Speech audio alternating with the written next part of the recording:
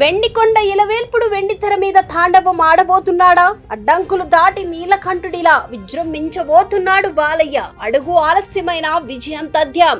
విశ్వాన్ని అలుముకున్న ఈ చీకటి విస్తరిస్తున్నంత మాత్రానే వెలుగు రాదని కాదు, అఖండ తాండవం విజయ తాండవం చేయలేదు అని కాదు.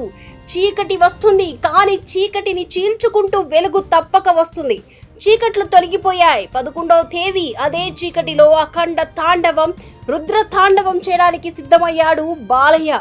అఖండ తాండవంలో నటించింది నరుడు కాదు, సాక్షాత్తు ఆ హరుడే. జై బాలయ్య, జై జై బాలయ్య, హర హర మహాదేవ శంభో శంకర, జై బాలయ్య, జై జై బాలయ్య. సోషల్ మీడియా మొత్తాన్ని హోరెత్తిస్తున్న హ్యాష్ ట్యాగ్స్ ఇవి. డిసెంబర్ 11 రాత్రి 9 గంటలకు అఖండ ప్రీమియర్ షో, అలాగే 12వ తేదీ ఉదయం 5 గంటలకు రిలీజ్ కాబోతున్న నేపథ్యంలో బాలయ్య అభిమానులు ఉర్రూతలూగుతున్నారు.